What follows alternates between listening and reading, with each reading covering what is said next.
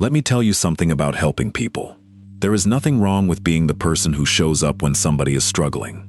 There is nothing wrong with giving your time, sharing what you have, offering advice, or helping someone get through a difficult season. In fact, Seneca believed that human beings were made to benefit one another, and the Stoics placed great value on generosity, friendship, and service.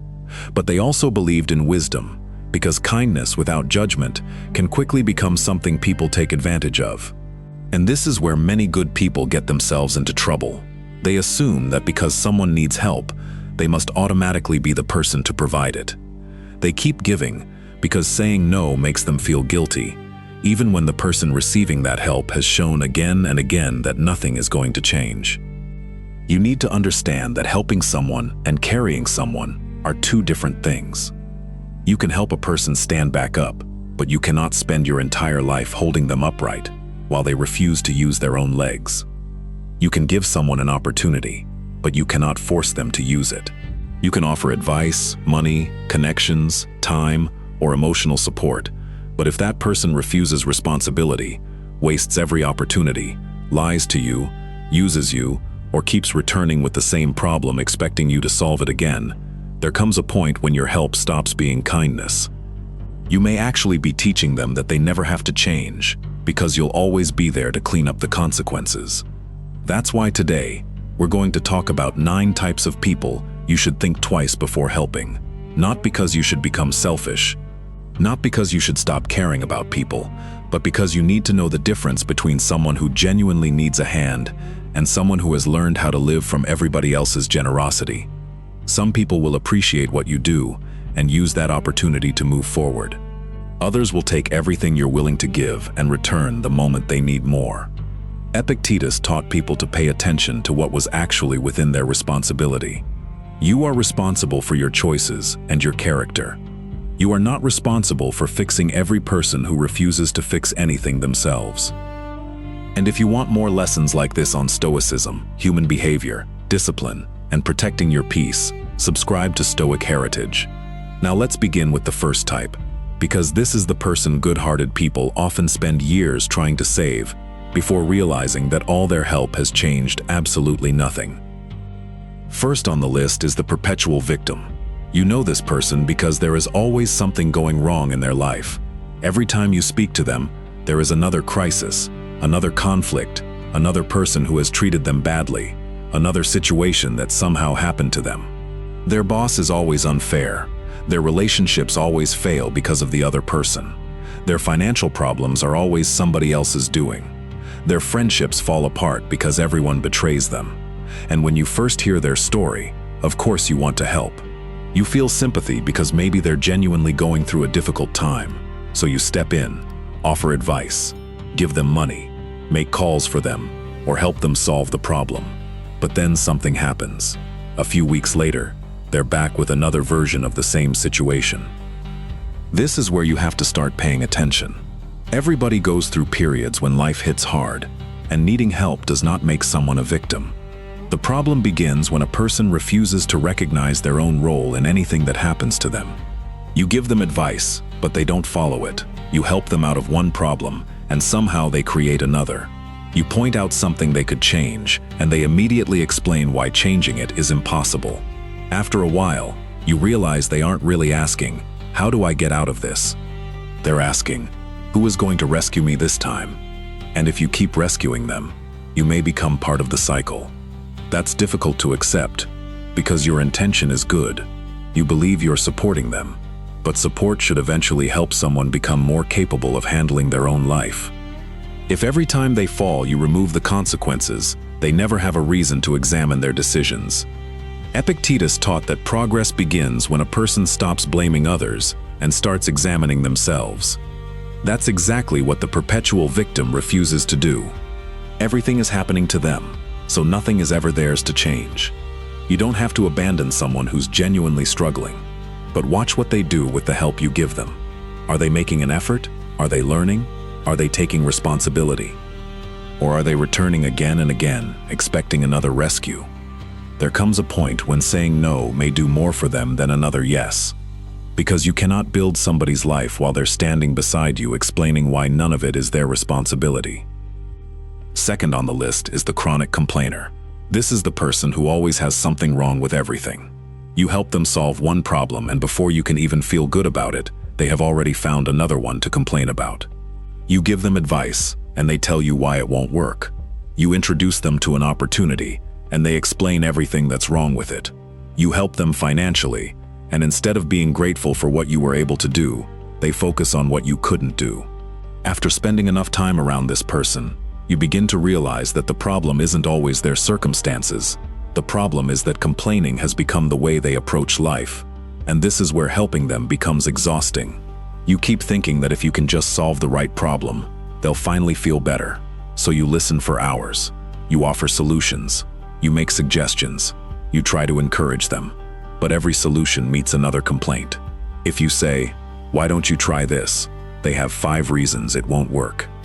If you say, "Maybe you should speak to this person," they tell you why that person can't help. If you suggest they change something, suddenly changing becomes impossible. Eventually you have to ask yourself, does this person actually want a solution, or do they just want someone to keep listening to everything that's wrong? Marcus Aurelius had to deal with difficult people constantly, but he understood that he couldn't allow another person's behavior to control the condition of his own mind. That's important here because constant negativity can affect you more than you realize. Spend enough time listening to someone complain about everything, and eventually, you may start seeing everything the same way. Their problems become your conversations. Their frustration becomes your frustration. You leave interactions with them feeling tired, even though nothing actually happened to you. That doesn't mean you should abandon a friend because they're having a difficult season. Everyone needs someone to listen sometimes, but there's a difference between a person going through hardship and a person who rejects every possible way forward because complaining has become more comfortable than changing. So when you're dealing with a chronic complainer, stop trying to solve every problem they bring you. Ask them what they're actually willing to do about it. Put some responsibility back into their hands. If every suggestion gets rejected, don't spend another hour producing 10 more. Your time matters, your attention matters, your energy matters.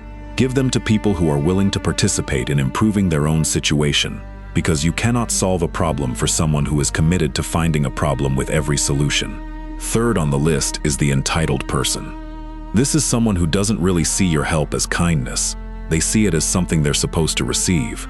You can give them your time, your money, your connections, your attention, and after a while, they start acting as if all of it belongs to them. They don't always ask whether you're available. They expect you to be available. They don't stop to consider what you might have going on in your own life. If they need something, they assume you should make room for it. And once you've helped them several times, what started as a favor can quickly become an expectation. You'll recognize this person by what happens when you finally say no. As long as you're giving them what they want, everything between you seems fine. But the first time you're unavailable, suddenly their attitude changes. They become angry. They try to make you feel selfish. They remind you of the relationship you have with them, as if being a friend or family member means you signed an agreement to solve every problem they bring to you. They might say, "After everything we've been through, you can't do this for me?" Notice what's happening. They're no longer requesting your help. They're trying to make you feel guilty for having limits. And here's where good people get trapped.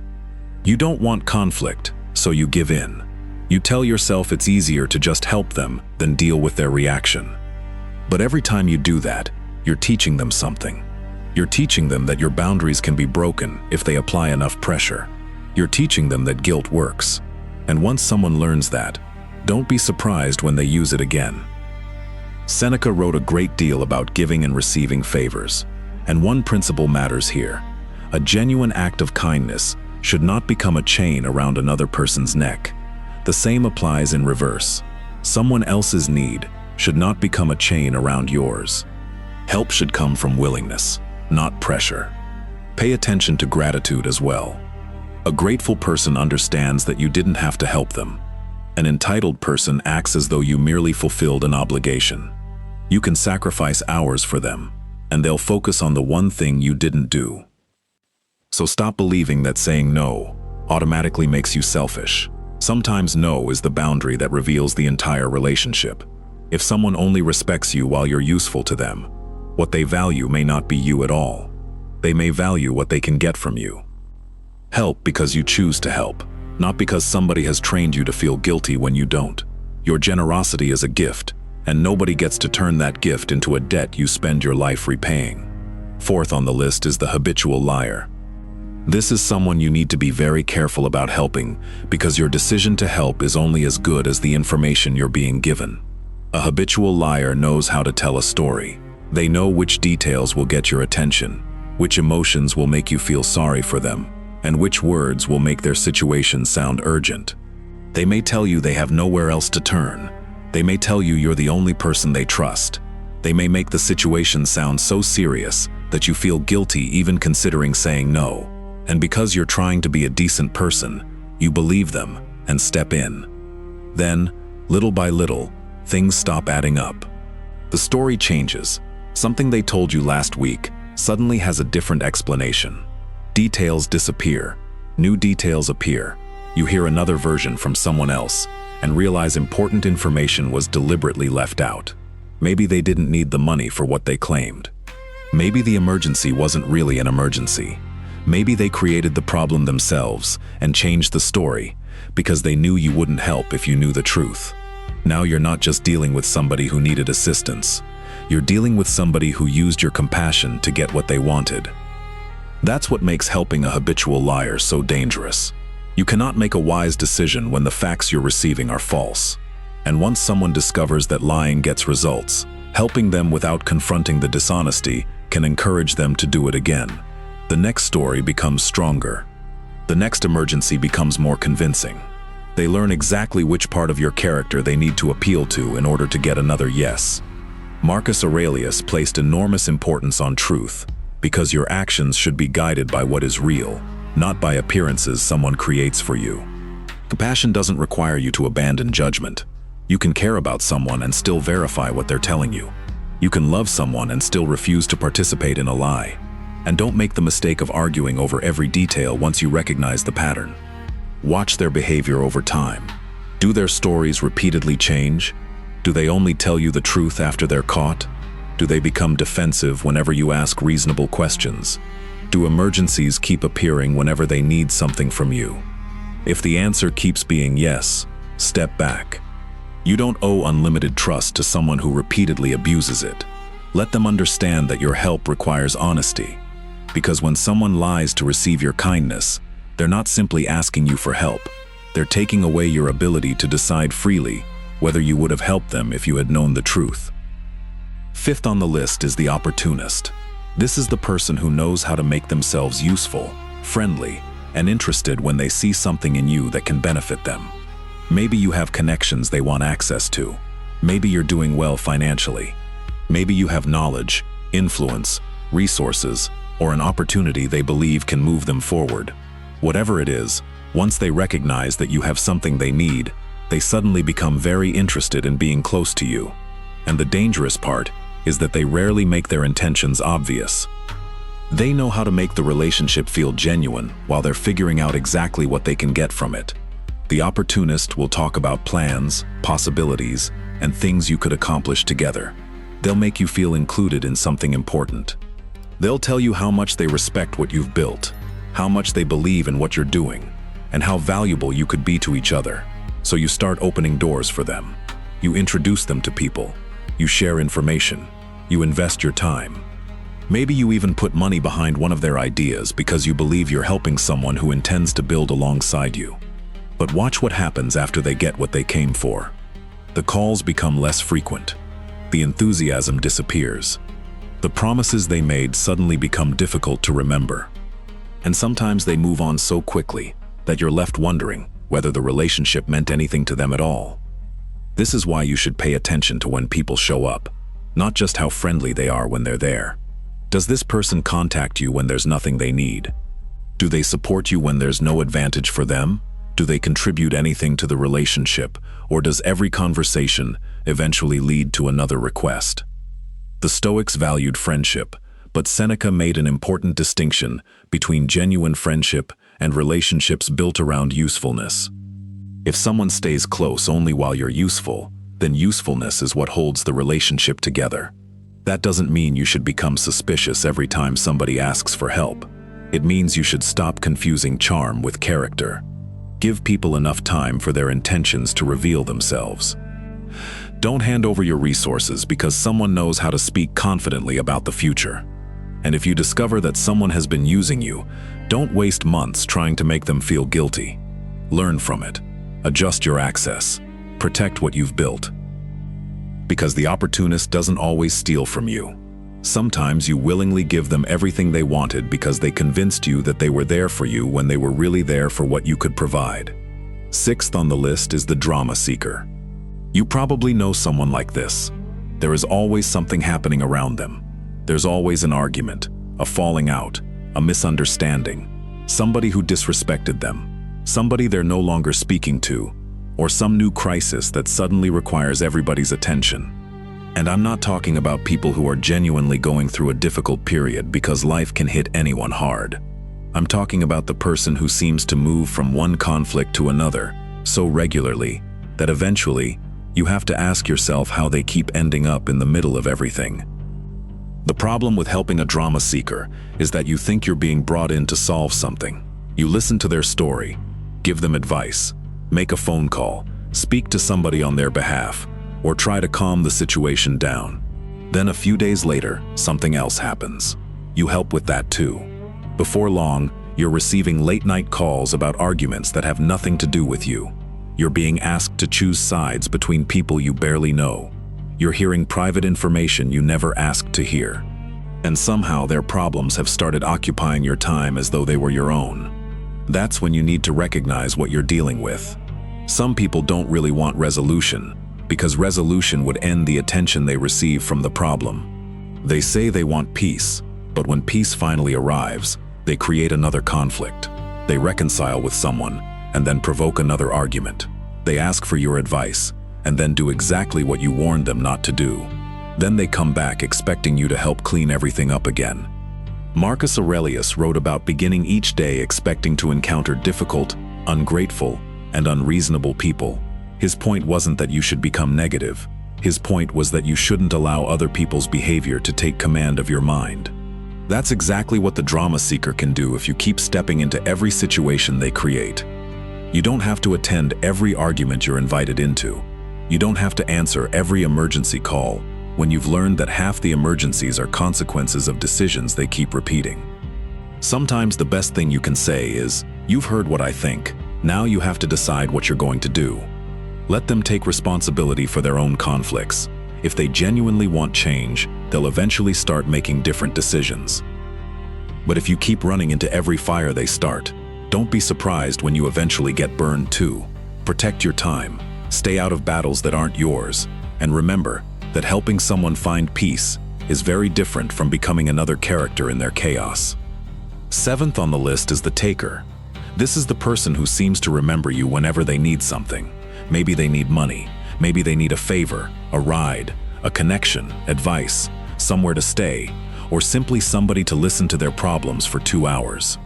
Whatever it is, when they need help, they know exactly how to find you. They'll call, they'll message, they'll tell you how much they appreciate you, and they'll make you feel like the relationship between you is strong. But pay attention to what happens when you're the one who needs something. Suddenly they're busy. They don't answer. They have an excuse, and if they do show up, they act as though doing one small thing for you is an enormous sacrifice. That's what makes the taker difficult to recognize at first. They don't necessarily walk into your life announcing that they're going to use you.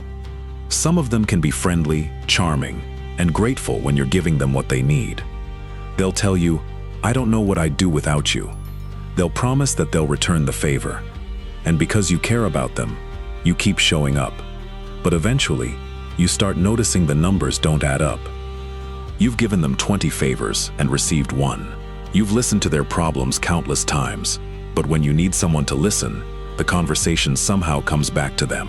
You're investing in a relationship that only seems to work when the benefit is moving in one direction. Now, this doesn't mean every relationship has to be perfectly equal. Sometimes a friend will need more from you because they're going through something difficult. There may even be periods when you give far more than you receive. That's life. The question is whether that person would do the same for you if the situation changed. That's where you discover whether you're dealing with a relationship or simply an arrangement. Seneca wrote extensively about friendship, and he believed genuine friendship involved trust, loyalty, and mutual goodwill. A person shouldn't keep a record of every favor, but neither should they ignore a pattern where one person continually takes while the other continually sacrifices. So stop judging relationships only by what people say. Watch what they do when there's nothing you can offer them. Watch whether they check on you without needing a favor. Watch what happens when you finally say no. You are not an endless supply of money, time, attention, or emotional support. Help people when you genuinely want to, but don't allow somebody to build their life around your inability to refuse them. Because if a person disappears the moment you stop giving, they may have already shown you exactly what kept them around in the first place. 8th on the list is the manipulator. This is the person who doesn't simply ask for your help. They know how to push you into giving it.